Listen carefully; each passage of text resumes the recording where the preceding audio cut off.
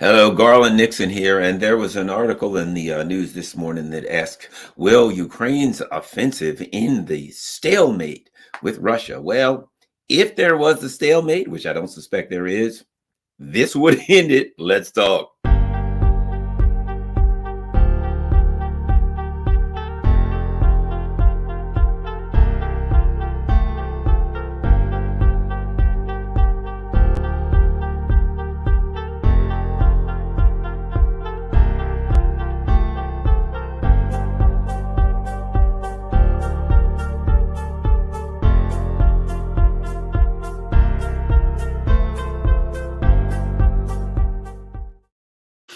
Hello, Garland Nixon here, and checking my sound. Got to check my sound always. Got to check my sound. So the question is about this so-called counteroffensive. An interesting article. Actually, it's a video. I will start by showing that so that you can get an idea what's happening out here. And there it is. Will counteroffensive end Ukraine's stalemate with Russia?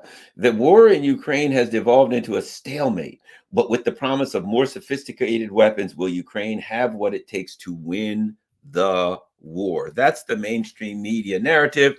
Let's take that apart before we get into any more. Let's take that apart. Number one, there are a number of premises here. The war in Ukraine has devolved into a stalemate. A big part of this is the information war on the American people, the information war on the people in the West, where they have to be taught to believe a number of things, not necessarily true most of the time. However, this is an attempt to maintain support for a neocon project that has gone awry. But I repeat myself, if it is a neocon project, it is destined to go awry. So the war in Ukraine has devolved into a stalemate. You know, they have to, that's the best they can do. They can't say that Ukraine never had a chance. We lied to you from the very beginning. And, you know, now things are not looking good. So, hey, keep supporting it anyway. No, they have to say this is a stalemate. And so therefore, Russia can never win. Ukraine can never win. But so therefore, we have to keep fighting. Because remember, the Neocon plan, basically what they're saying is our plan worked, even though their plan didn't work, right? What was the Neocon plan as part of, and I think it's important to look at that, it's devolved into a stalemate, not just from the perspective of things aren't going well and the people in charge want to put the prettiest face on it they can by calling a stalemate. The other part of it is that aligns with the Neocon plan in the beginning. The Neocon plan was what? We're going to draw Russia into this thing. Russia's going to fight like they did for 10 years in Afghanistan, and then Russia's going to fall apart when we're the ones that have been 20 years in Afghanistan. And as they say, the graveyard of empires, we're the one that's fallen apart. They spent 10 years in Afghanistan and they fell apart. Not saying that the two are related. I don't think they are, but we spent 20 years in Afghanistan and we're falling apart now. So maybe Afghanistan, you know how they say, what do they say? Weed is the gateway drug or something to take you to become a heroin addict, which is preposterous. Well, how about this? Afghanistan is the gateway to your empire becoming no longer an empire. All right. So the war in Ukraine has devolved into a stalemate, basically means our plan is working fine and the Russians are being ground down, worn down slowly. Ukraine is one big meat grinder. And yes, things are going well. All you got to do is just hang on a little bit longer. The Russians are going to fall any day, right? That's the first part of the sentence. The second, so number one, the war has devolved into a stalemate. So everything the neocons wanted is working fine. The plan is going well. It may not appear that way, but just stay with us. Hold tight. Next. But with the promise of more sophisticated weapons, right? With the promise of more sophisticated weapons, doesn't even say the more sophisticated weapons are getting there, does it? It says the promise of more sophisticated weapons, but let's just go and take this article where it says, but with the promise of more sophisticated weapons, what is that? That's the Wunderwaffe weapon, right? That's the wonder weapon argument that's been used to hold onto this thing, right? Hey, things aren't going well for the Ukrainians. However, We're sending in the M777. Oh, no, what that didn't work. We're sending in the HIMARS. Oh, not so good, huh? Oh, I got an idea. We're sending it. That's the bottom line. Oh, tanks. Well, they're going to get tanks now. Oh, the Russians are in trouble. They're going to get tanks now. Well, that didn't work. Okay, we're giving them various kinds of missiles. We're giving them dumb bombs. We're giving them smart bombs. We're giving them, what is it? Night Shadow, Night Stalker, Night whatever the hell missiles. Oh, no, they're getting shot down. Well, it's F-16s this time. Oh, boy, that's it. F-16s. The Russians have no chance now. They got F-16s, right? That's what that is. That is with the promise of more sophisticated weapons. Now, here's the thing about it. So that misses something. More sophisticated weapons implies something, right? Implies that they're more sophisticated than what the Russians have. I'll put it to you like this. You're out there and you've got, I don't know, a laser plasma rifle, laser swords, photon torpedoes, right? And I've got a rock. Okay, not going to work well. You can hit me from 10 light years away and turn me into nothing, right? All right. Now they give me a sharpened rock and a spear, right? They take a piece of wood and they sharpen it at the end, and now you have a spear. I technically have more sophisticated weapons, don't I? Hey, Garland's got more sophisticated weapons. He's fighting against someone who has photon torpedoes and laser sabers and plasma rifles. What's he had? Well, he had a rock before. We gave him a spear. He has more sophisticated weapons. He has a better chance. No, the fact of the matter is he has no chance. He is up against, for any number of reasons, he has no chance. But you can say he has more sophisticated weapons. So what they're saying is, again, this is part of the information war. Hey, there's a stalemate. Well, there ain't. Well, we're giving them more sophisticated weapons. You must give context to the more sophisticated weapons. You must say those more sophisticated weapons, are they equal or greater to the sophistication and technical abilities of the weapons of your adversary? Will they put your adversary in a greater position to win? Well, no. Your adversary has photon torpedoes, and Garland has a more sophisticated weapon than he had before. Relatively, he now has a sharpened stick, and before he ever had a rock, he's going to die just as quick. He's going to be evaporated with the laser weapon of his enemy. So the idea that more sophisticated weapons were given him, but now we get to the meat of the thing. The last thing they say is the war in Ukraine has devolved into a stalemate. That's propaganda for the people. But with the promise of more sophisticated weapons, all right, let's just give them the benefit of the doubt and say they're saying we gave them more sophisticated weapons, and the promise, the promise means the hope that they got more sophisticated weapons. We're hoping and we're thinking and we believe that they're going to they're going to help. And then there's a final part of this sentence. Will and as Chris what's his name? Chris Hedges always says, if any in the mainstream media, anytime there's a question asked in the headline of an article, the answer is always no. So let's get to the actual question. The war in Ukraine has devolved into a stalemate, but with the promise of more sophisticated weapons, will Ukraine have what it takes to win the war? Well, as Chris Hedges said, the answer to that, according to the Hedges principle, is no, they won't. Right. So, and if you read that, there's a continuity to it also. There's a stalemate. We're giving them better weapons. Now they're going to have a chance to come out of that stalemate and win, because the stalemate implies somebody's going to win sooner or later. Right. So that's the discussion. And that's, if we go on, the next article under that, and this is under Microsoft News, and they've got a couple things. It says, Zelensky says Ukraine troops are ready for counteroffensive, but still need a bit more time. That was on May 11th, right? They got another one.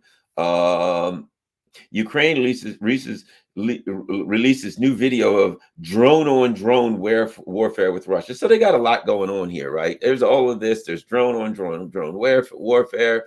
Will the counteroffensive, blah, blah, blah. All right.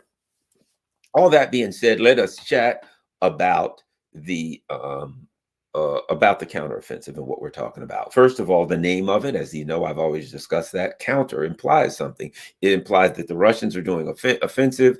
I mean, if you think about it, when do you do a counteroffensive, right? I mean, if some person's fighting you, there are people who who are into self-defense, and they would prefer that the enemy strike first, right? They'll set up for you. Okay, we're set, and there's those who want to strike first, and there's who want the enemy to strike. They want to fight defensively. You've got boxers, right? That they set up their counterpunchers. You got boxer who the best thing they do is when you strike at them, you know, they can move, they can duck, they can take advantage of your strike. You strike and your arm comes out. Well, there's all this vulnerability, right? When your arm comes out and you miss. So they're counterpunchers who, they're people who are aggressive. They can come in, or maybe they got a good jab, or all these kind of things they can do. But there are people that are counterpunchers. They want you to punch. They want you to strike. They want you to attack. And then they're going to utilize your attack against you in some way, shape, or form, right? A counteroffensive kind of implies that, doesn't it? Right? It's a counter, right? A counter action. You're acting and they're counteracting. Well, wait a minute. That really doesn't work. It's obviously, again, this is part of the information war. It doesn't work here. If you say, number one, there's a stalemate. I'm sitting here, you're sitting here, we're staring at each other. What are you going to do? I'm going to launch a counteroffensive. Well, how can I launch a counteroffensive in the middle of a stalemate? You're not offensive. It's not like the Russians are offensive or launching an offensive, and the Ukrainians are countering that offensive, right? In fact, a counteroffensive even applies to something more specific. It implies that an action you're taking, right? A counter would be if you try to kick somebody and they block it and they do something else based on that kick. You try to throw a chop or a punch or an elbow and they block that, and based on that specific action that you took, they take a counter action, counter specific to that. If somebody tries to throw an elbow, you're not going to counter a kick. If somebody tries to counter a chop, you're not going to counter a knee attack, right? You're going to attack that specific thing. So a counteroffensive implies that the Russians have attacked at a particular place in a particular way, and you're countering that you first. What do you do if there's a counteroffensive? Somebody throws a punch, you're going to have to either duck and move. You're going to have to ensure that that punch doesn't land, or if it does land, it has the most minor effect. So a counterpunch would be you move, the punch misses, and then you take an action of some type. You block, and you take an action of some type, even maybe at the same time. But a counteroffensive says, I block, and then I'm going to do this. I'm going to do X, right? So even the discussion is a bit of I like to get into language. It's critical to talk about the language. Even the discussion implies that the Russians are taking an action and the Ukrainians are taking a counteraction, when in fact, that's not the case at all, is it? What's going on here now is this. The Russians have been moving slowly. They've been attacking slowly. They've been putting a heavy lean on the Ukrainian troops. They've been basically doing this. They've been fighting troop for troop to destroy the Ukrainian army rather than to take any particular area. So what the Russians have been doing is saying, you're here, we're face to face, whatever the case may be. We will engage you where we need to engage you. We will continue to attrit your troops to try to destroy troops and equipment. We will take ground where there's some ground available. If we feel that there's an area where we may lose some people, we may have heavy losses, we'll back out. We'll cede that area to you. You can take that area, then we'll attack you again, try to kill your troops. It's obvious that there are two different wars going on here, which is a discussion, I guess, that has to be had before you get to this offensive. There are two different wars going on here, right? Really three. The Russians, who their game is, we got to destroy the Ukrainian military, destroy it, wipe it out. This is the threat to us is a Ukrainian military, so we got to destroy that, right? You got the Ukrainians who are saying, well, the threat is that the Russians could take our territory. We've got to defend particular areas of territory. So that's two different wars. That's one saying we're attacking the troops in that territory. And if we get territory, fine. If we lose territory, fine. We're willing to trade, as they say, we're willing to trade space for time, right? That's one war, space for time. We'll back off. We'll take this ground. We'll back off and give you this ground. We'll take this ground. We'll back off and give you that ground. That's the game. That's that yo-yo accordion game that the Russians are playing. And so when people in the West look at it and say, oh boy, the Russians lost 500 meters. They lost 100 meters. They lost 4 kilometers, right? Okay, that's a big deal in the information war because it's a temporary victory. Yes, the Russians lost 800 kilometers. The Russians doing more of a long-term thing saying, okay, we lost 800 kilometers. Whatever, I'm just using a number, 800 meters. We took 800 meters. We lost 800 meters. We lost and took the whole 800 meters over and over for months. But over the course of you losing and gaining those 800 meters, you lost 10,000 troops. Success. Because our plan was to kill as many troops as we can. You lost X amount of armored vehicles, blah, blah, blah, right? So the one war of the Russians is, we'll play the push me, pull you game with territory as long as we're continuing to wipe out your troops and your equipment. And you've got the Ukrainians who are saying, we got to continue to try to protect this ground. We can't let them take it, even if we're losing tens of thousands of troops. Kind of plays into the Russians' hands. Last but not least, you have another player here. And the other player is the neocons behind this project. And their game is to take the Russians out. They want to attrit the Russians in every way, shape, or form. So you got the neocons saying, we want the Russians to lose troops. We want them to lose equipment. We want them to, their economy to get hurt. We want all of these bad things to happen to Russians. And we're using the Ukrainians as a tool, and we're using Ukrainian territory as the current chessboard on which we're playing this chess game. So the Ukrainians are, we're going to protect this town. And the neocons who control the Ukrainians are like, yeah, whatever. But, if it benefits us, if we can take if we can get a little bit out of the information war, we can squeeze a few more articles for Washington Post out of this. Great, we'll take this town. And we don't care how many Ukrainians live or die. That's irrelevant to us. We got a bigger plan here. Our plan is to take the whole world. And in order to do that, the Russians have to go down. So you have the war that the Russians are fighting of attrition. You have the war that the Ukrainians are fighting, which is one of holding ground. And you have the neocons who are simply using the Ukrainians for their ultimate outcome. So you have a bunch of wars here being fought, right? So now what happens? It certainly appears, and let's do the appearance here. The appearance is that the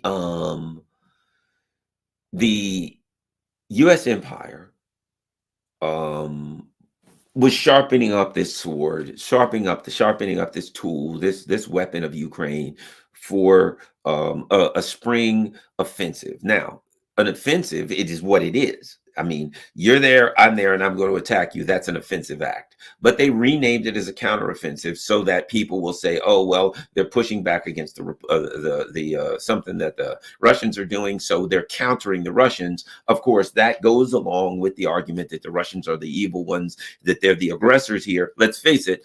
If I'm countering you, that implies that you're aggressing. So the language is specifically tailored to continue with the argument that the Russians are the aggressors, and this is a countering another aggression. Okay, so what happens? They go around and they scrape up everything that they can. They're getting all various and sundry kinds of military hardware and everything they need to attack the Russians. They're giving it to the Ukrainians, and they're saying to the Ukrainians, look, and everybody knows the truth. Everybody, the Ukrainian leaners know the truth. The Ukrainians on the battlefield know the truth. The Russians know the truth. The neocons know the truth. They're going to give the Ukrainians lots of weapons, and they're going to send them. They're going to have them do something that no military person in their right mind would do. Let's face it. What military person in their right mind would launch an attack on an opponent that has superior firepower, superior training, that has superior air power, that has superior artillery? I mean, let's go on. That has had months to dig in, and you're going to launch a head-on attack into that? Man, if you're part of that head-on attack, that the odds of survival are slim and fat. That's your two odds. That are your chances. You got slim chance and fat chance of coming out of that one alive. The problem is, of course, if you're the Ukrainians, that the neocons see you as expendable anyway, since they see everybody as expendable. So now what they're looking at is, we've armed these poor schleps. and we're throwing them. And I mean, where are they going to attack? The Russians are prepared all over the place. Now, this is not saying that if you throw tens of thousands of people, of lives, carelessly at a particular area, that you might not have some success, right? But this so-called counteroffensive is, that's what it's going to be. It's going to be mismatched weapons that people don't even really know how to use. We're giving you some mismatched weapons, mixed match weapons. We're going to give you this and that, and here you can fight with this. Here, maybe this will work. And you got a bunch of people who are, I wouldn't even say minimally trained on most of these weapons. You're giving people a bunch of tanks that they basically can barely run, that they have no battle, no combat training, etc. And you're going to say, charge forward into the enemy's forward defenses. Man, that is going to be just suicide. So basically, you know, what you have now is the Ukrainians are being goaded into kamikaze suicide attacks. At this point, that's all it is with Ukraine. It's kamikaze. It's suicide attacks. Let's throw as many Ukrainians as we can at the Russians. Now, one of the things I think that the Russians have been hiding, I think the Russians have been hiding something. They haven't made a lot of a noise about it. I could be wrong. These are my thoughts. The discussion from way back when has been the percentage of their actual military resources, of the Russian military resources that are being used to fight the Ukrainian conflict, the special military operation, as they call it. I've heard numbers as low as 7% of the Russians' military to 30%. Now, of course, the neocons would have you believe they're using 300% of it, right? If in fact what I suspect, based on everything I've read is correct, that would mean, let's say 20%, 10%, that it appears that the Russians have fought a lot of this with the Donbass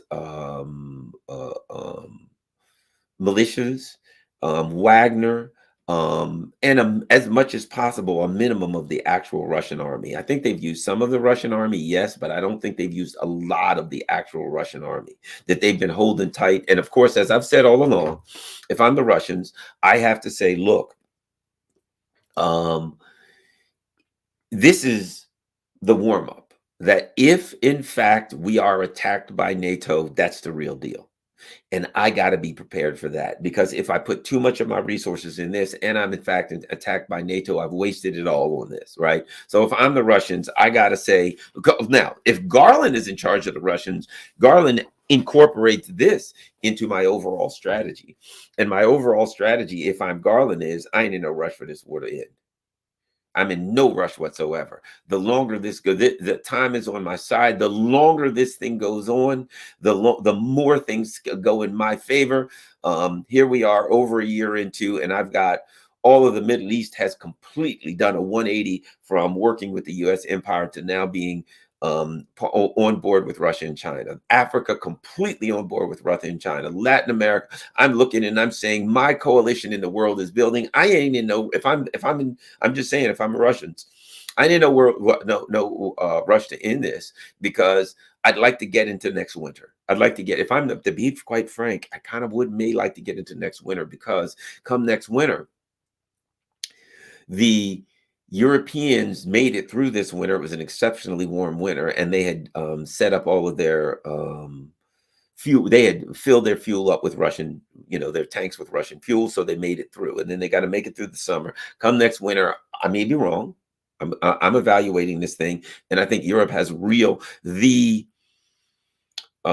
issues that we thought that they would have this winter with fuel, but because it was a warm winter, they didn't. An exceptionally warm winter, warm or not, I don't see how they get through next winter without those issues coming to the forefront. So if I'm Russia, at that point, if I ever think about negotiating, if I'm Russia, if I'm in charge, that's when I want to negotiate. If I'm Russia, I want Europe to fall in one hellhole about next December, January, or February when it comes to fuel. I want them to be in desperation.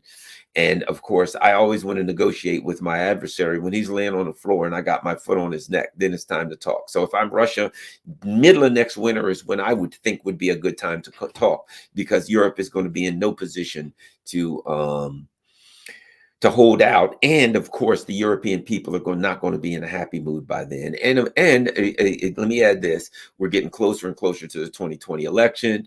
The money situation in the U.S. as far as support for sending more money to Ukraine is going to get weaker and weaker. And I keep open a possibility that this whole Ukrainian project could collapse on the neocons before then. I ain't in no rush if I'm the Russians. I'm in no rush, and I'm maintaining this gigantic force. I'm maintaining a really gigantic military force because if I'm attacked by NATO, I want to be able to counterattack. See, if I'm the Russians, I want to be like this. If, there's discussion that, the NATO is they're in the Baltics or something, planning some big military attack on the Russians. If I'm the Russians and they do that, I want to absorb that and counterattack with all holy hell, right, on NATO. If I were the Russians, I wouldn't want to get in a war with NATO simply because it, likely ends with the end of all humankind. But if I am the Russians and NATO attacks, I suspect that the attack comes. I want to be in a position to absorb that and counterattack and knock the hell out of NATO so hard that they don't know what hit them, right? So that's, if I'm the Russians, that's what I'm thinking. I want to wipe out to be honest, you've already seen that they can take out all of their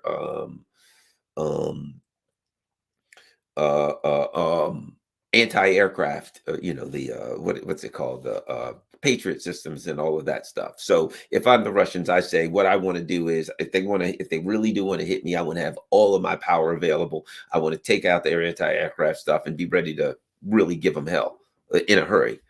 So I suspect if the Russians are seeing that as an option, I'm sure they got a bunch of contingency plans. Part of it is they have to look at it right now, and they say, all this gets down to this. You don't want to overextend in Ukraine. You only want to use the minimum amount of effort necessary, right? You want to do conservation of energy, conservation of, if you talk about self-defense, conservation of movement, conservation of energy. You don't want to reach any further than you have to reach. You don't want to hit any harder you have to hit. You don't have to move any more. Conserve everything. So if I'm the Russians right now in Ukraine, and I suspect this is part of it. Part of it is people are like, why won't the Russians do this or this? Why won't they extend themselves further? I think the Russians may see this as the neocons are trying to bait us into fighting harder than we want to fight and expending more energy than we want to. And if we do if we do get involved in a conflict with these people, it will take some of the energy that we really need for the real fight. So no, we ain't overdoing it. So I think that this, even now, and let me add this. Here's part of the discussion, and that's why this has to be taken into account. Part of the discussion is this, right? And you may have heard this on Mercouris's channel and other people, right? And it's critical that we have this discussion as part of this. That the NATO says thinking, okay, the Ukrainians do the counteroffensive, and if that doesn't work, we're doing this practice in the Balkans, and we got all these planes. Ukrainians can do the counteroffensive. If the counteroffensive falls and crashes and is falling apart and they're being wiped out, we can then come in from the Baltics and attack Russia from the other direction, right? So Ukraine attacks. If that falls apart, we got all these planes in the Balkans. We can attack Russia straight up then, right? So if I'm Russia, I'm thinking about that. I'm thinking about a potential. I'm thinking about, number one, Ukrainians launch theirs, which I don't see I have to pretend, I have to say to myself, I'm going to assume that the Ukrainian counterattack is going to be a devastating counterattack, and it's going to be all I can do to hold it off. That's the assumption. I don't think that's going to be the case, but I make that assumption to be safe. I then make the assumption that I beat back the Ukrainian counterattack, and that as we suspected, NATO would put all those planes in the Balkans to attack. So I have to suspect that A, the Ukrainians attack. B, I beat back that attack. C, because I beat back that attack, in comes NATO. Now, that's the real fight I'm looking at. I'm never worried about the Ukrainians. I always believe I can hold them at bay. So my thing is, NATO then planning to come on in and launch a devastating air attack on my troops, right? They're going to come in. So if I'm the Russians, I think two things. Number one, I want to swat this Ukrainian thing down, right? Ukrainians come in, I'm going to swat this thing down. Now, if NATO attacks, if all of these planes come out of the Baltics on me, I want to say one thing: you ain't going to have a base to land when you get home, right? So the first thing I want to think, if I'm the Russians, is if all of these planes come after me, first thing I'm doing is surface to surface missiles. I'm taking out all of those bases. They're going to be in the air, and they're going to know you're going to have to land somewhere, but it ain't going to be where you came back, because that's all going to be flat. None of that happens. None of that survives. So now I'm targeting all of my bases, and I'm saying, if I see them launching out, if I see that counterattack coming, boom. So what I have is this.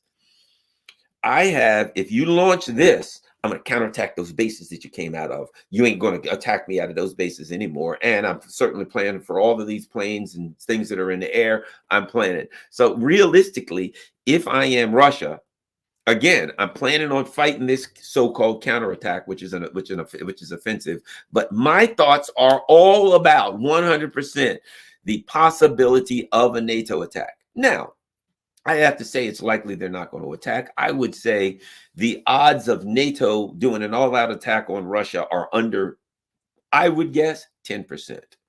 10%. That's what I would say, less than 10%. But in my opinion, less than 10%, maybe even less than that. But you have to say it is possible if you're Russia. And if it happens, we got to be ready if you're Russia. And that's, at that point, it's Katie bar the door. At that point, it's all out. NATO's attacked. Then you got to make sure that they're not in a position to harm you. Then that's when you open the floodgates of hell on them as quickly, as much as you can, to send the message to them, this is a bad, bad idea. And let me add this. Here's what I think if I'm Russia. If NATO attacks me, this is what I think at that point. And I think this is a discussion that needs to be had.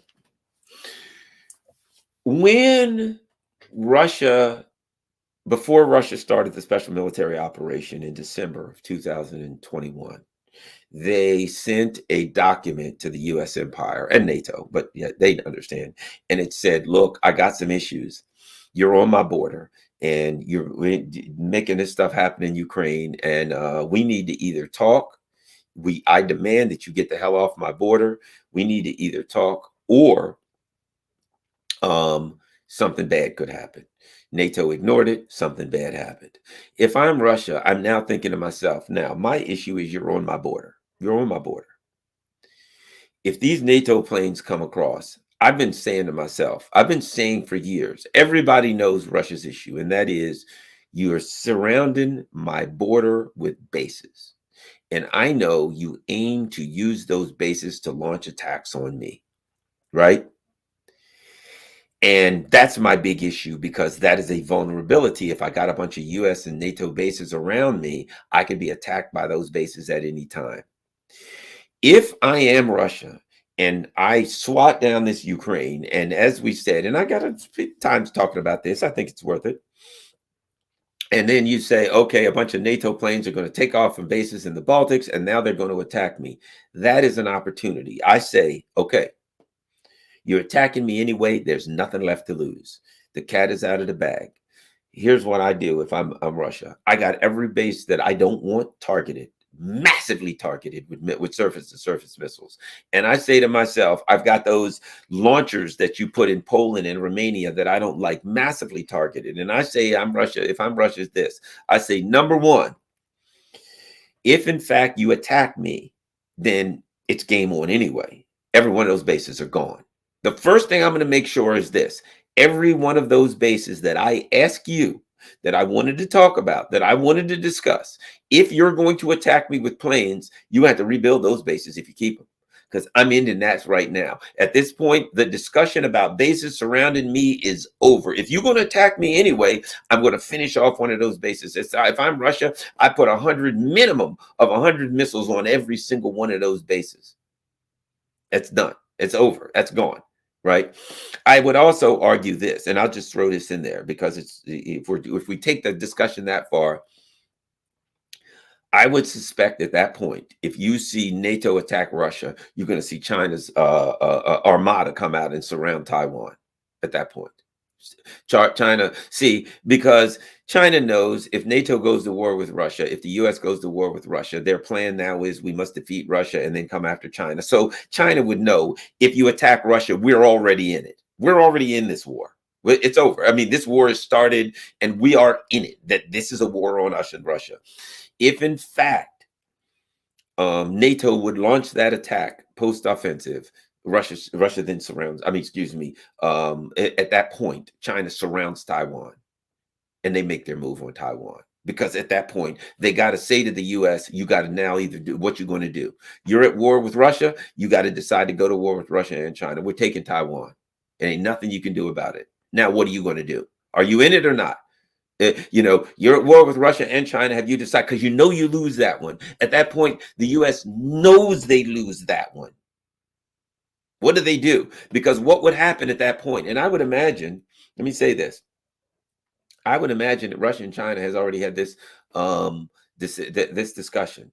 As I said, if US does that, right? If they would make that move and say we're attacking Russia, at that point, if I'm Russia, every base that I told you to get off my border is going to be flattened with missiles. I'm attacking every one of them. So we start by saying that discussion about me being surrounded by bases is over because I'm flattening them. Now, if I'm China, why wouldn't I do the same thing? If I'm China, why wouldn't I do the same thing? You're surrounding me with bases in the Pacific, aren't you? If I'm China, why don't I say they got to go? So if I'm China, I'm going to surround and I'm going to now surround Taiwan and say, yeah, you know what? It's reunification time. And U.S., what you going to do? We got them surrounded. There's no ships can go in and out of Taiwan. And if anyone does, we're going to war with them. We're attacking that ship. Now, you are over there fighting Russia. You ready to fight us too?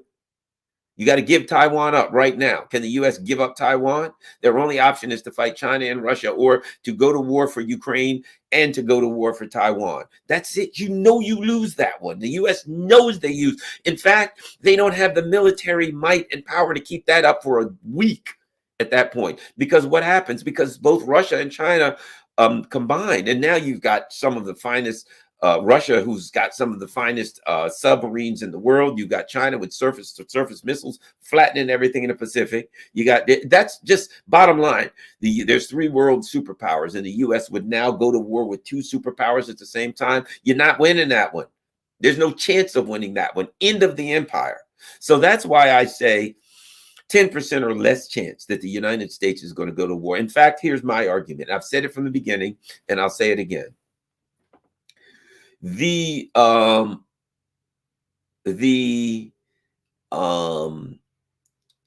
safest bet is always consistency.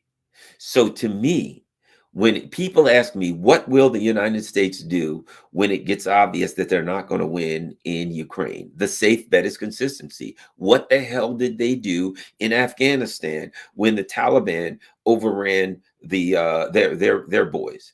They got the hell out of there as quick as possible, didn't they?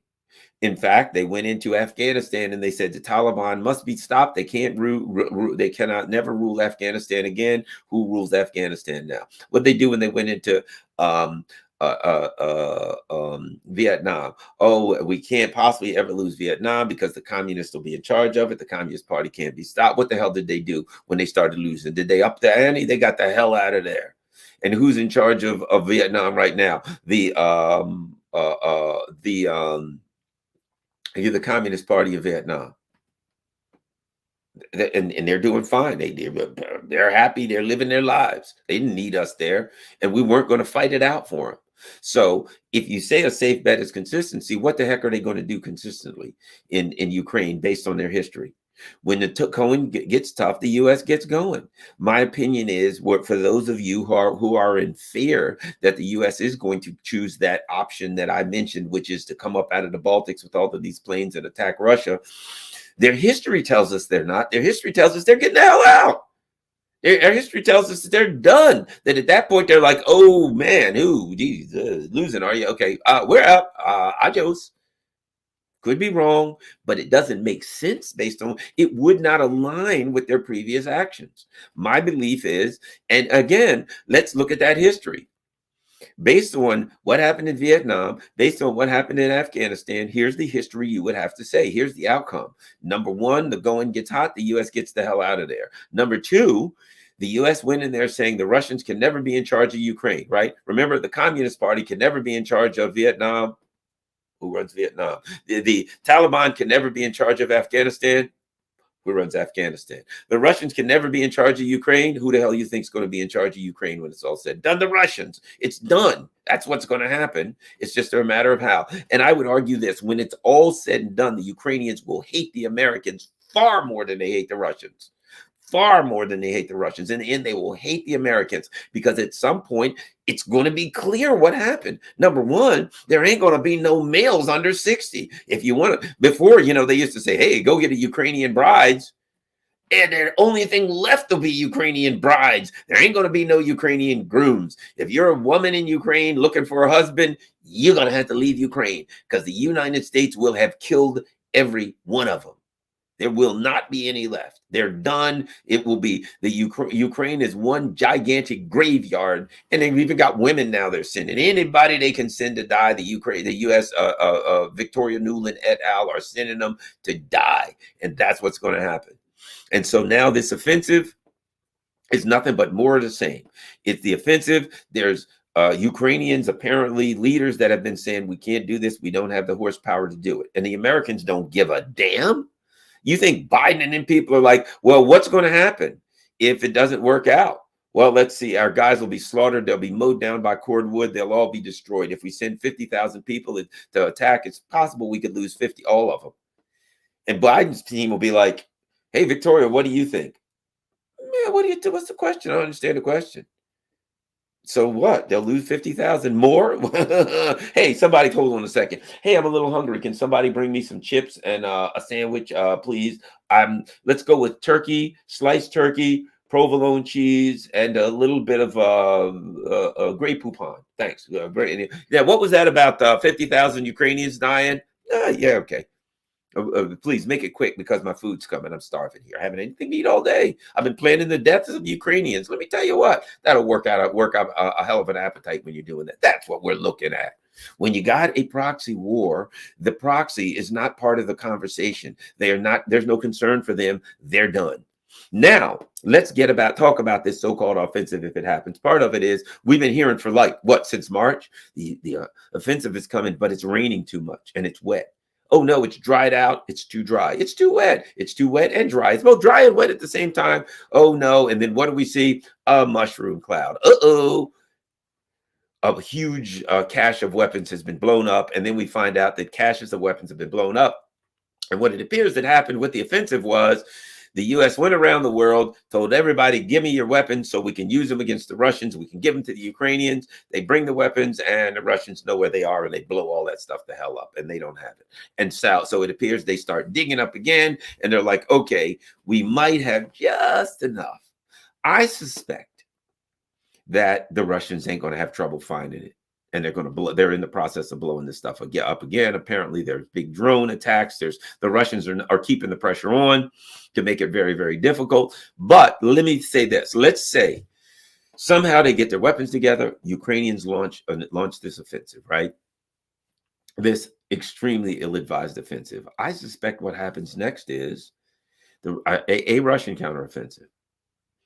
But I don't think it's the big arrow counteroffensive, right? I don't think it's the wipe them out counteroffensive that says we're counteroffensive and we're going to drive all the way to where we're going to go. Now they could do that. The Russians could do that. But I think in the spirit of what they've been doing, which is a war of attrition, what I see is this. The Ukrainians launch a big counteroffensive, this big offensive, right? And they throw all these troops. The Russians blunt this thing and do a counteroffensive on those troops. Because let's face it, if you're the Russians and this is a war of attrition and they send 50,000 people out in the open, man, that's fish in a barrel at that point. So you are planning all these anti-personnel actions. They get out in the open of the steppes of Ukraine. They're coming across there. You're the Russians at this point. You're rubbing your hands together saying, this is what I've been waiting. Here they come. And as they come, you go out and you launch massive attacks, keeping in mind that you are prepared at all times. You're keeping your over here for an attack from NATO. Probably ain't coming, but you're looking for that. You now slap that down and you attack it. You attack. What you want to do is, however many troops that they do, you want the maximum amount of uh, uh, casualties that you can inflict on these people, and not and you want the maximum casualties you want to inflict on them, because what you want is, you want these people to go back with their tail between their legs. The survivors, you want them don't want to fight anymore. And you want, now what happens, and this is why it's just such a bad move to do this thing. Post counteroffensive, the questions start arising. What now? You know what I mean? What now? And you want to be in a position to put pressure on them again. Because what happens post counteroffensive, I will guarantee you this: there are certain people in Europe, there are certain people in the world who are saying, get this counteroffensive out of the way. This is what they're thinking. We want this counteroffensive to happen.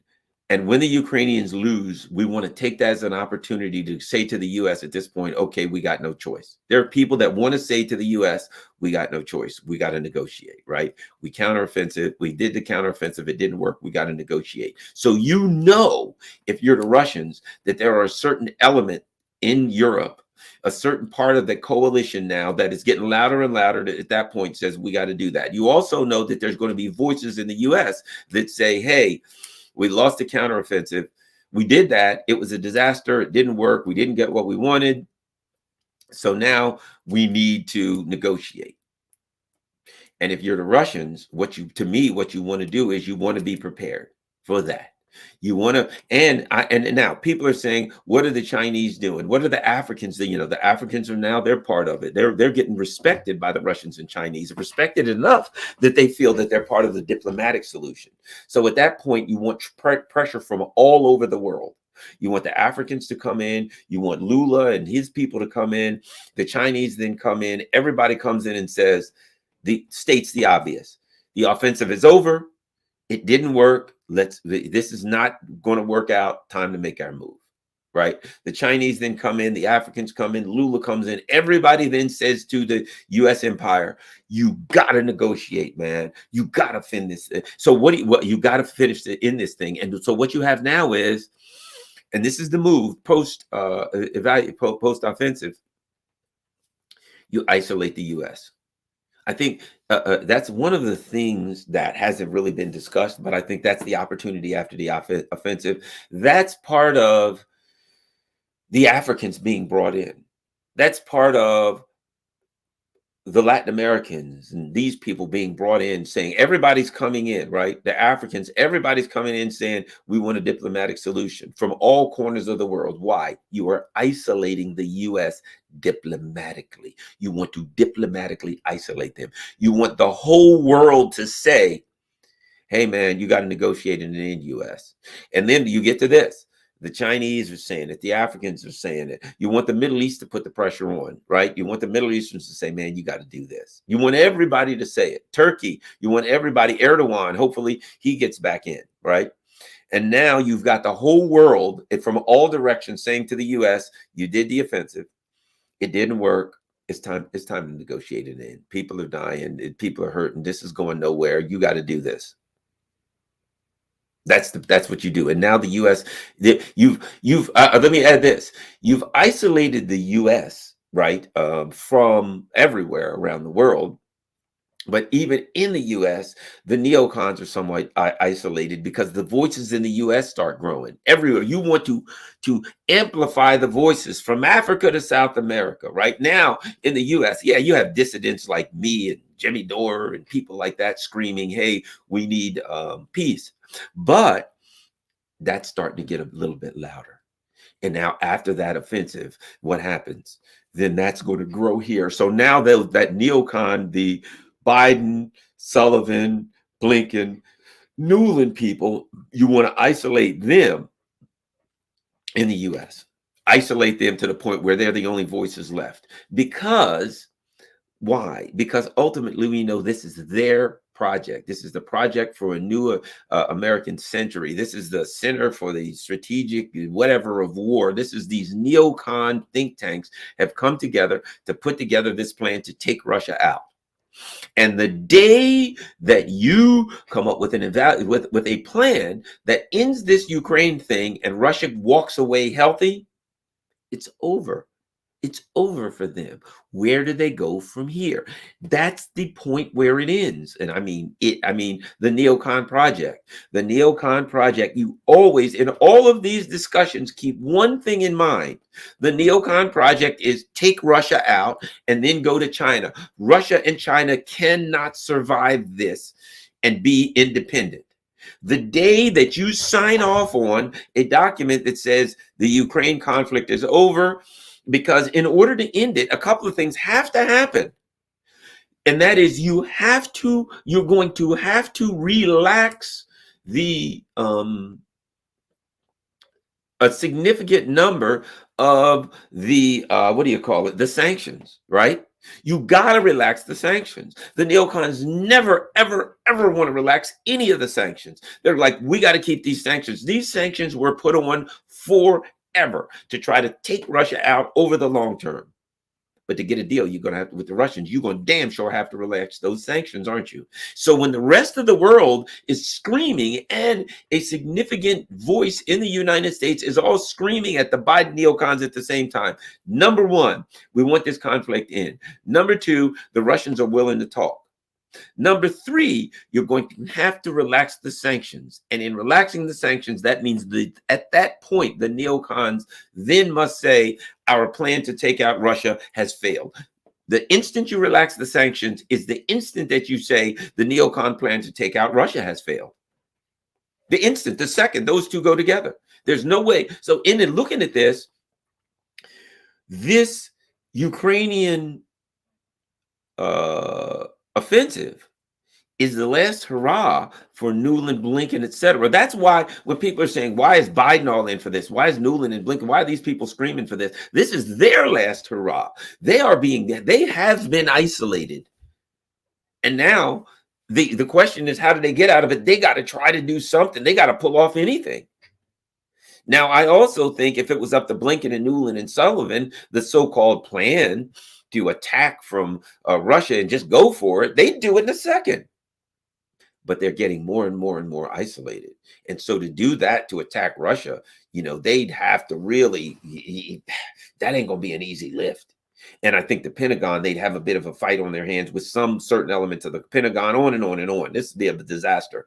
I don't think they can get away with it at this point. In that part of it is, as time goes on, their ineptitude is exposed more and more, and that this plan to take out Nord Stream has so infuriated people in the intelligence community that they don't have the support they need there to do something like this. So this thing, man, the sooner it happens, the closer we get to the end of this conflict, because at the point that the neocons plan for world domination falls apart, there's no really need for this conflict, or the China conflict either. That's the other thing. I wonder if that China conflict dissolves somewhat at the end of this, because they're inextricably linked.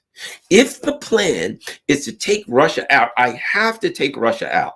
No country in the world can be powerful enough to challenge U.S. hegemony. I have to take Russia out, then go to China. If I try to take Russia out and it fails, how do I go to China? What's the point of going to China? What do I do next?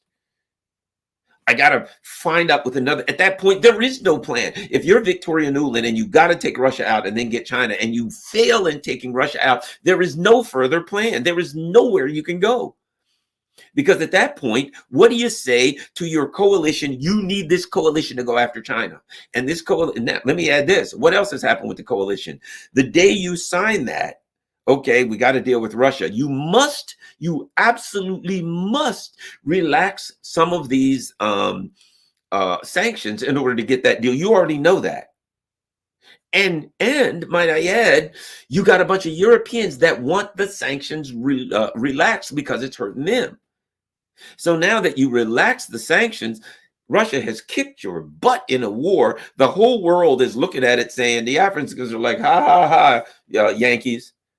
You came, you saw, you got your ass kicked, and now you're going home with your tail between your legs. And now Russia is they have tested all of their military hardware. There will be a line around the block to buy Russian military hardware. They ain't gonna have no trouble selling it. If anyone that looks at your stuff and looks at theirs is going to buy theirs, because they won. That's why they won. You lose. People want to buy their hardware, not yours. Start there. People want to align with Russia because you lost to them, not you. You are screwed at that point, over for the empire. And the whole world, you know what Russia's going to do? They're going to have a victory parade part 2. Yeah, let's go with our second victory parade, the Great Patriotic War part 2. This time we had to kick their ass and send them home again. How do you get out of that one? Okay, what are you going to do? I think we're going to go fight China now. Yeah, right. Like everybody's going to jump on board for that. And what else happens? Relaxing the sanctions now strengthens Europe again. Now Europe's going to start getting some money again. They're going to start getting some fuel again. They're going to start getting some things they need. Their economy's going to start coming around a little bit. And you're going to say to them, okay, now it's all on board for China. No. So the counteroffensive to do that is to me, the counteroffensive. Why do I keep saying that? To do this offensive thing is to the beginning of the end. That's it. The beginning of the end. And I also suspect that the Russians are sitting, man. They're sitting. They're waiting for that. They're rubbing their heads together. They got a plan. I come up with my little plans, but they got a big, big plan for this counteroffensive. And for this offensive. And they really will have a counteroffensive. That's what I think. There's going to be an offensive. The Russians are going to launch a counteroffensive to put that down. And if I were the Russians, I wouldn't keep going all the way to Kiev or Odessa. I'd launch my counteroffensive. I would ensure that this one was a disaster, that the whole in the entire world looked at that offensive and went, ooh, man. Oh, I can't look. That's what I would want the world to say. I would want the world to go, oh, God, that's ugly. I don't want to look. And then what do? Then how do you spin that one in the New York Times and the Washington Post? That's what you have to do. And at that point, more and more voices scream, let's move on. And your coalition falls apart. And then again, the key, because when you talk, this is what's discussed, right? Think about this. This is the one thing that is not discussed about any kind of a diplomatic conclusion to the war. What is discussed is, how much of former Ukraine will Ukraine have to give up, right? They'll have to, certainly it has been kind of acknowledged by the West. Well, they're going to have to give up Crimea. That's done. They're going to have to give up the territories that Russia occupies now in Donbass and, Eastern Ukraine. Ain't nothing they're going to be able to do about that. There's discussions about Kharkov. There's discussions about Odessa, Nikolaev and things. Okay, there's discussions about those things. I have my thoughts of how that would end up. To the victor goes the spoils. But all that is one discussion.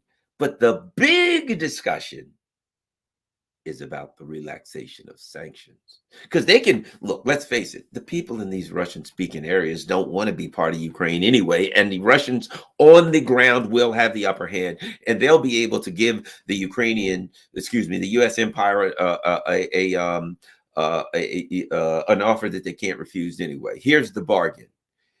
We've taken all of this stuff. We ain't giving it back. If you want to call it bargaining for the things that we've already taken because it makes you feel good, call it that. You ain't getting them back. Number one, we can take those other areas if you want. Same principle. We're willing to talk to you about bargains with them, but if you don't act in the way we want, we're taking them anyway because it's fairly obvious it's nothing you can do. If you want to fight for them, fight for them. But we can take them. They're on our damn border, and we'll take them if we want them. So however you choose to negotiate is up with you. We've taken this stuff, we're keeping it, and we can take that stuff and keep it if we so choose. So you can call this negotiating if you want. We're getting what we want, and ain't nothing a damn thing you can do to stop us. That's going to be the reality of on the ground war, where one side of it has taken the initiative. But The other part of it is this. The Russians are going to say, but if you want to talk to us, you want to talk? Yeah, you sure you want to talk? Yeah, we're ready to talk, Russia. All right, here's the first thing you got to do. You got to relax this sanction. Well, we can't relax any of the sanctions. Well, then you don't want to talk to us, do you? Goodbye. Click. You don't want to talk to us. We'll keep on moving. We're doing what we're doing. And oh, by the way, your army's collapsed and everything's collapsing in front of you. So call us if you want to. See, think about that. The discussion, the true discussion that nobody's really talking about is the sanctions. At the end of this thing, the Russians are going to say, yeah, we can talk about land. We've already took land. We got land. We don't need to take the land. We got it. We don't need to talk about Odessa. If we want Odessa, we'll take Odessa. You know, you can do about that. That's the appearance of having a discussion. That ain't a real discussion. We got the initiative on the ground. Okay, we have escalatory dominance here. If you want to fight for that, fight it for it. That's up to you. It doesn't appear you want to fight. But here's what we will tell you. You have to do something with these sanctions. We don't like them. Get rid of them. All of them. The Russians are going to say all of them. Gotta go. Now, what that means is this. You've got the neocons here are going to say, we don't want to get rid of any of them. You got the Russians are going to say, you got rid of all of them. And you're going to have the Europeans who are saying, well, there are some sanctions that if we got rid of would benefit the hell out of us. So the Europeans are going to be ready to talk sanctions. They're going to say, well, how about fuel and gas, fertilizer, sunflower oil? They're going to make a list of shit that they need. You know what it's going to look like? It's going to look like a grocery list. You know how you look in the fridge? No eggs. What else do I need? Oh, crap. Oh, my God, I'm all out of ketchup. You make a grocery list of things that you don't have or you're just about out of that you really need, and you go to the store and that's what you buy, right? That's what the sanction relief is going to look like. The Europeans are going to make a list, not of the things the Russians need, the things that they need. Here's a list of things. U.S., yeah, the Russians want to relax sanctions. Yeah, here's the damn ones we need relaxed, and not for the Russians. In fact, the Europeans are basically going to be negotiating on behalf of the Russians, saying, look, Russians, you guys stay home. How about we negotiate for the sanctions? We'll probably ask for a whole lot more than you would. So the Europeans are going to like, here's a list of the sanctions. And the neocons are going to go, my God, that's all of them. Yeah, it kind of really is. We need a release because we're hurting. So you're going to have, when it comes to sanctions, here's the interesting dynamics. You're going to have both the Russians and the Europeans looking at the U.S. saying it will benefit us as a team if these sanctions are gone, which gets back to the original argument that my original assertion that the Europeans and the Russians, their security and economic needs are aligned. The Europeans need to buy stuff that the Russians have. The Russians have stuff to sell that the Europeans need. The Russians don't want war on their border. The Europeans don't want war on their border. Ultimately, when you look at the negotiations, to some extent, the Russians and the Europeans, they may not be on the same side, but they're going to be asking for the same stuff. And I think that the sooner this offensive happens, which may not happen at all, it's, again, may happen, it may just be talk. The sooner this happens, the sooner you can get to that point where they can start to talk. And the fact that the Russians have already taken ground that they ain't giving back, and the world knows that. The fact that at some point there's going to be some kind of a most likely demilitarized zone, right? And the question is, the discussion is going to be how big is that is the demilitarized zone? A question about Ukraine not joining NATO and stuff like that. That's going to have to happen. You know, those things are going to have to happen. So as the discussion comes, the part that to keep an eye on, the big part is the sanctions, because if the sanctions, and then here's the other part, the neocons say nobody's supposed to grow that but us, and we control the world. If the sanctions are gone, then Russia will start growing even faster, because people now, everybody sees how important Russia's economy and its commodities are. So now Russia will grow far faster than I'll put it like this, they will not be able to make military hardware as fast as they can sell it. Their military hardware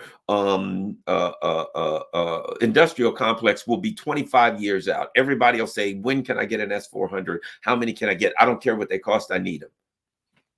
That's what we're looking at. Okay, well, thanks a lot, everybody. And let's look at and see if there are any crap. If there are any super chats, they're always good questions and we'll answer them. If there are any super chats, don't look like much. There's some here and there, but we usually get some good questions with the super chat. Thanks for covering the insanity of the proxy war, says Macarius 39. Thank you. Thank you. Just try to give some alternative perspectives. I think it's important. Mo L says, hey, from Mo from Brussels, is Zelensky forced to do this upcoming offensive by force? Is Zelensky running scared? Yes, Zelensky's running scared. He's afraid they're going to kill him, but I don't think the they is the Russians. The Russians don't need to kill him because, let's face it, he's powerless puppet. Yes, he's running scared. Zelensky's forced to do this. I don't think Zelensky's in the picture. Zelensky, I don't know what's going on with him. Either he's injured and half dead, or maybe he's still alive. It don't really matter. Who cares about the Zelensky game? Zelensky being there or not is a drama, but it don't matter. So yes, they're being the Biden team is desperate. The neocons are forcing these people to the suicide move. NATO is a war machine, and everyone respects Putin for standing 10 toes down against the West. Yeah, I would agree with that. The people in the global South, that's for sure. Eric Suarez, China just made a statement to say that they would help Mexico against an United States invasion. That's funny. That's awesome. I'm glad to see that. I am glad to see that. That's hilarious. The Biden team, some of the Republicans have said we should attack Mexico. We should bomb Mexico, blah, blah, blah. It's great for China to say we'll help Mexico. I mean, I don't know if he's being facetious, but I think it would be hilarious if that is the case. If China comes out and says, you can't get invaded by your big neighbor, and the big countries can't invade little countries, and we're going to help Mexico if they get attacked by their neighbor. That would be truly hilarious. Sparky, I still think it's a mistake for Russia to leave any part of Ukraine for the West to use as a playground and a missile base. I would agree with you. And I don't think Russia's stupid. So I don't think they'll take a deal unless it's a deal that really works for them. We got a couple people over. Okay, let's look. On Rockfin, JVB, thanks again, Garland. You make World War III interesting. Thanks a lot, JVB. Okay, Rob Smith says, Mercourse thinks the West is not running out of desire to support Ukraine, but are taking counteroffensive because they can't keep up the ammunition production Ukraine needs, so gain territory and then try and negotiate. But there's a lot to be said for that. The West, the leaders, correct, I'm glad you put that, is not running out. No, they're not running out of desire, but they're running out of support. They're running out of military hardware. They're running out of the things they need. You know, I may desire to do something, but I don't have what's needed to accomplish that desire. And that's what's happening. The neocons will never run out of desire for war, but they're running out of the things they need to accomplish that desire. You are 100% right. Barbara Mullen, thanks a lot, Barbara, for a tip. Any others? Ooh. Thanks a lot, Jim Hutch. Oh, no, that's not a tip. Oh, here we go. Username says Ukraine will not exist after 2025. Martin Armstrong forecast. Yeah, it doesn't exist now. Let's say this. The Ukraine does not exist now. It absolutely doesn't. Does Ukraine have any kind of independence or sovereignty? No. Who pays for everything for Ukraine? The U.S. empire. It doesn't exist. There's no such thing as Ukraine. I'm arguing right now that Europe doesn't exist. Europe is nothing but a bunch of colonies. There's no leadership. There's no independent sovereign nations in Europe. It's a bunch of U.S. colonies who do what they're told. All right. Thanks a lot, everybody. I think that's it. All right. Last but not least, thank you, everyone. Make sure you go to rockfin.com/Garland Nixon and you become a member. It costs nothing. If they throw me, you see all kinds of things happening on YouTube right now. People getting suspended. I heard Earl Grey was suspended. I think Lori Smith, I think that may be her name, or Spence or something. She was tossed off for being supporting RFK. So, you know, as we get close to 2024, they're going to throw us all off, and they're going to say that they had to do that because it's election interference. That's going to be their way of doing elections interference. I'm going to be on Rockfin. I got my Rumble. Maybe I'll try to get my Rumble thing up tomorrow. I'm a member of Rumble, and I have a, what do you call it? I've got a channel there, so I need to get that going. But at any rate, so go to rockfin.com/Garland Nixon, become a member. It costs nothing. And if you can afford it, if you can support and become a subscriber on my Rockfin channel, I would appreciate it. $14.99 a month. And if you sign up for a year, it's only like 12 something because they give you a couple months free. So if you could afford that on my Rockfin channel, certainly appreciate it. If you can't, just become a member. It doesn't cost a dime. Thanks, everyone. Last but not least, follow me on Twitter. Buy me a coffee. A lot of people do that, and that's pretty simple. If you go to buymeacoffee.com, it's like $5 to buy Garland a coffee. And how many coffees do you want to buy? So you can do that. And of course, buy me a coffee now. You can say do it just like Patreon. I've got my Patreon information there, but you can also do buy me a coffee, buymeacoffee.com. You can say I want to do $5 a month or something like that for Garland, and you can do the monthly thing like the Patreon kind of stuff. So if you can do that, Cash App is DC $DC Radio Man. Any way you can help the channel is appreciated. Thanks a lot, everybody. Peace. I'm out.